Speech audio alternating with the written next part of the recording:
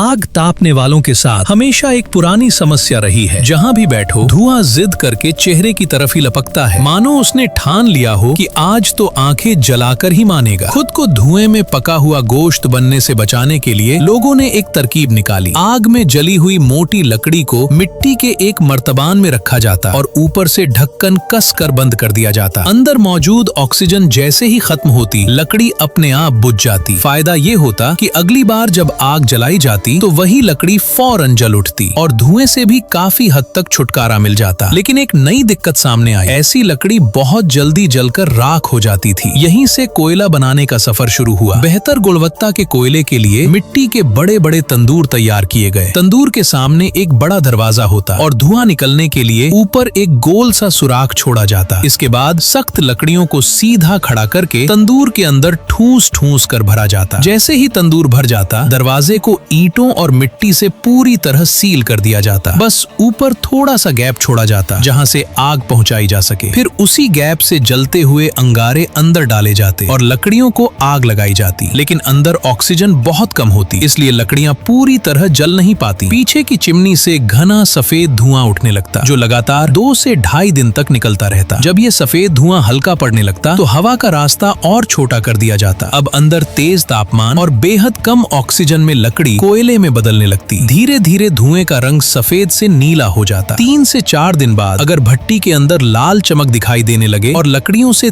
तड़ तड़ की तेज आवाज आने लगे तो समझ लिया जाता कि कोयला बनने की प्रक्रिया पूरी हो चुकी है। अब फौरन भट्टी के हर सुराख को पूरी तरह बंद कर दिया जाता ताकि अंदर हवा बिल्कुल न पहुंच सके। 4 से 5 दिन की पूरी खामोशी और ठंडक के बाद जब भट्टी का दरवाजा खोला जाता तो लकड़ी अपनी असली शक्ल खो चुकी होती। अब वो बन चुकी होती है स्याह, चमकदार और बजाने पर धातु जैसी आवाज देने वाली उत्तम दर्जे की कोयला। और इस गहरे काले कोयले पर आलू या शकरकंद भूनने का मजा वाकई अलग ही होता है। ये कोयला बिना धुएं के तेज गर्मी देता है, बहुत देर तक जलता है और बड़े पैमाने पर इस्तेमाल किया जाता है। यही है लकड़ी से कोयला बनने की पूरा विज्ञान और कला।